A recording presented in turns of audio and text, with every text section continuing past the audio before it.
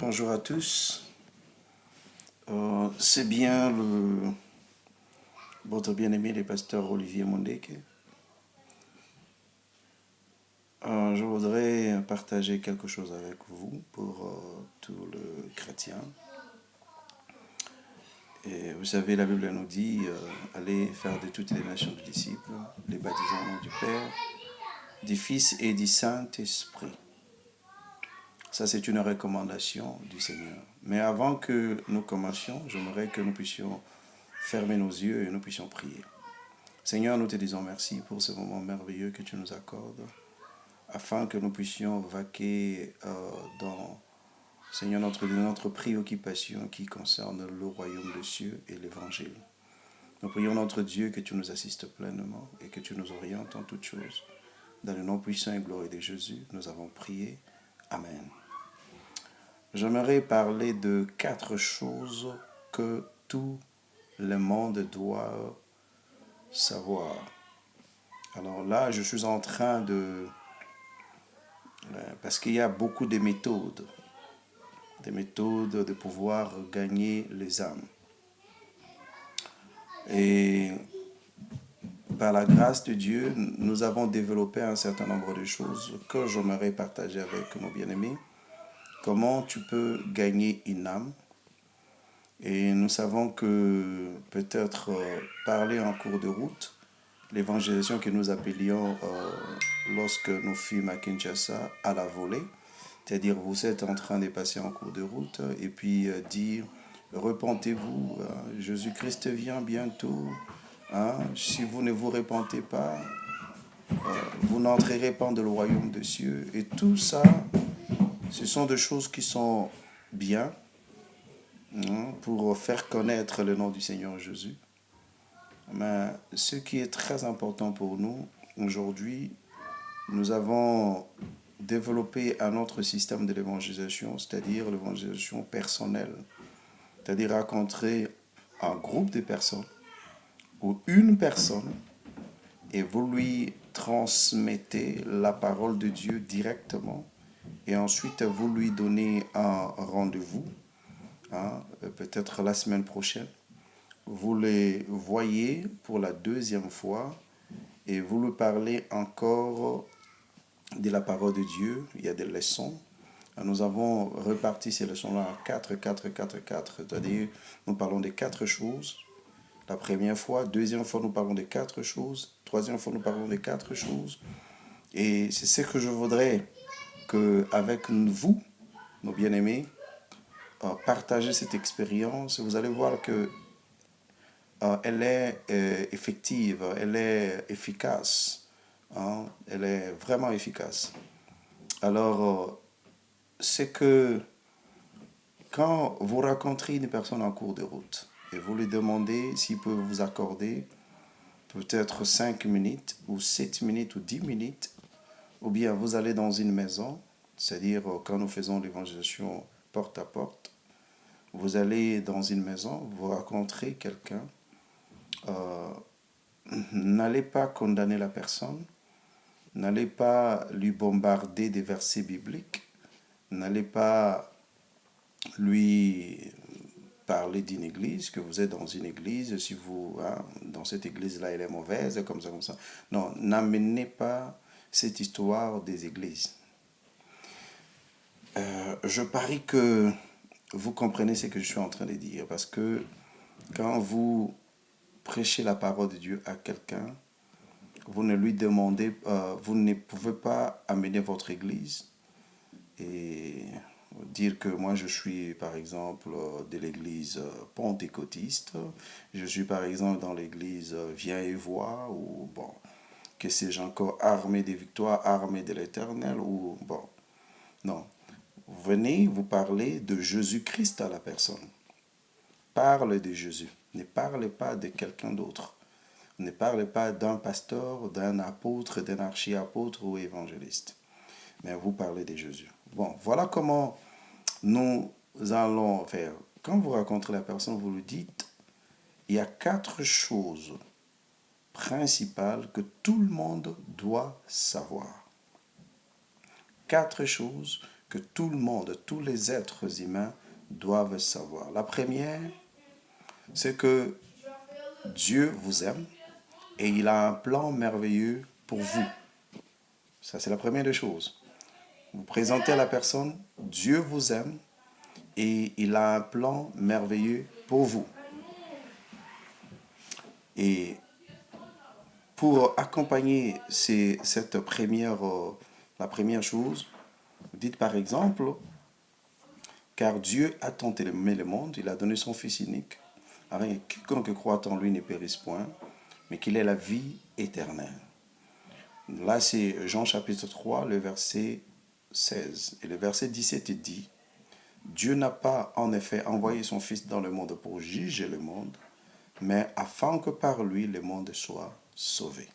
Donc, vous voyez là l'amour de Dieu. Donc, Dieu vous aime et il a un plan merveilleux. Vous savez, la Bible dit que le voleur ne vient que pour dérober, égorger et détruire.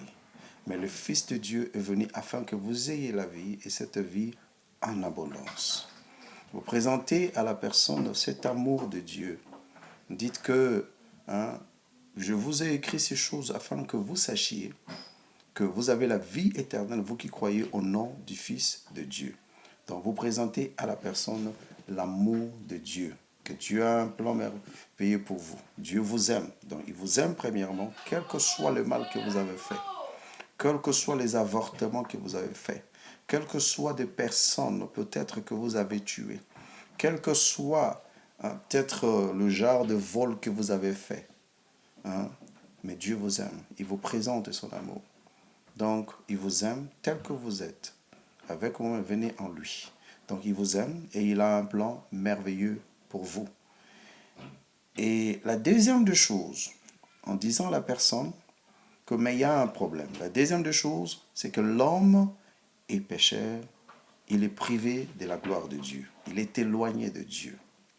Ça, c'est la deuxième des choses que l'homme doit savoir. Bien qu'il y ait l'amour de Dieu là, mais il faut dire à la personne que l'homme est pécheur, il est séparé de Dieu. Oui. Donc, il y a une distance entre l'homme. La Bible dit, quand l'homme a péché, il a été séparé de Dieu. Il est mort spirituellement. C'est pourquoi l'apôtre Paul dit que ceux qui pêchent, ceux qui vivent dans le plaisir de ce monde, ils sont morts quoique vivants. Donc l'homme, depuis le jardin d'Éden, l'homme avait déjà été séparé de Dieu. Il y a un vrai problème. Comment l'homme peut atteindre maintenant Dieu? Oui. La Bible nous dit dans le livre de Romains, chapitre, je crois, 3, le verset 23, ou bien 6, verset 24, 3, il est écrit que tous ont péché et sont privés de la gloire de Dieu.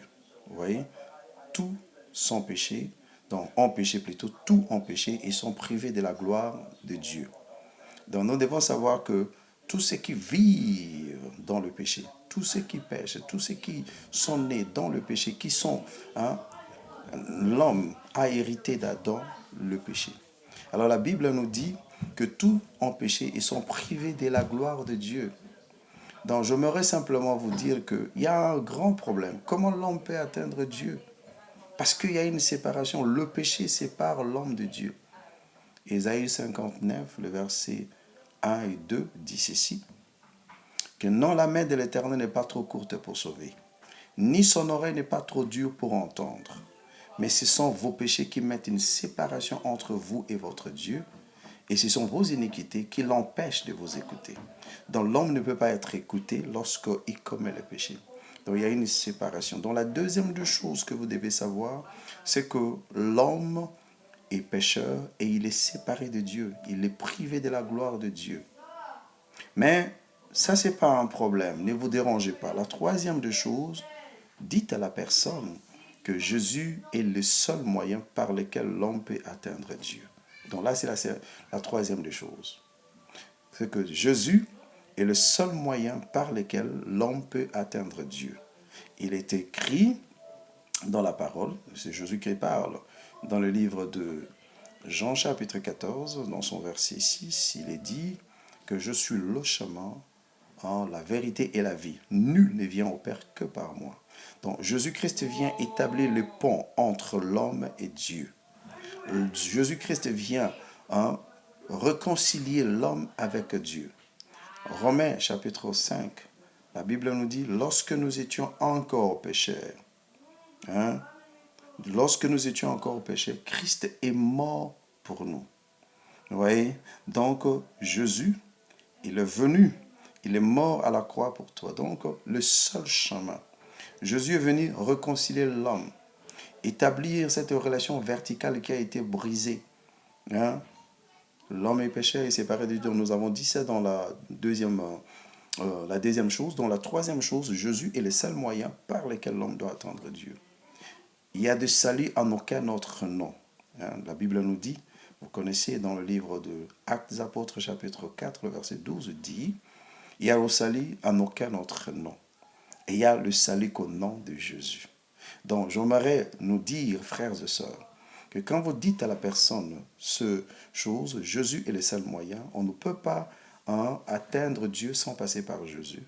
Jésus est venu, il nous a réconciliés avec les hommes, réconcilier le monde avec lui. La Bible dit que Dieu était en Christ, réconciliant le monde avec lui-même. C'est-à-dire que Dieu était en Jésus et Dieu a voulu réconcilier le monde qui est pourri par lui-même. Donc, Jésus est le seul moyen par lequel nous devons atteindre Dieu. Jésus est la seule solution que l'homme peut atteindre Dieu. La Bible dit, si vous confessez de votre bouche le Seigneur Jésus, vous croyez dans votre cœur que Dieu l'a ressuscité des morts, vous serez sauvés. Ouais. Donc, là, vous dites à la personne que Jésus est le seul moyen. Jésus vient établir le pont. Jésus vient remettre la relation entre l'homme. Mais comment peut-on arriver à cela? La quatrième des choses, c'est que vous devez accepter Jésus.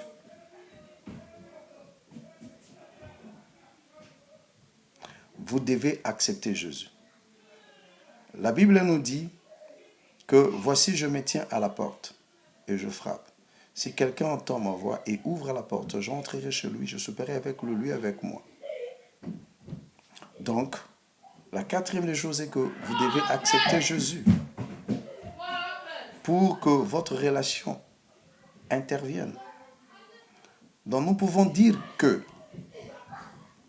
la Bible dit dans le livre d'Apocalypse, chapitre 3, le verset, je crois bien 20, il dit, voici je me tiens à la porte et je frappe. Si ce n'est pas 3, c'est 2, non. Verset 20, dans le livre d'Apocalypse. Je me tiens à la porte et je frappe. Si quelqu'un entend ma voix et ouvre la porte, j'entrerai chez lui et je souperai avec lui. Donc nous pouvons dire que, bien-aimés dans le Seigneur, si vous acceptez Jésus comme Sauveur et Seigneur, comme il est écrit, accepter Jésus, c'est l'appeler, à venir dans votre vie. Accepter Jésus, d'entrer dans votre cœur, de prendre la direction de votre vie. Accepter Jésus, c'est ce que la Bible nous dit dans le livre de Romains chapitre 9, le verset 10. Si vous confessez de votre bouche le Seigneur Jésus, et si vous croyez dans votre cœur que Dieu l'a ressuscité des morts, vous serez sauvés. Donc, nous voyons là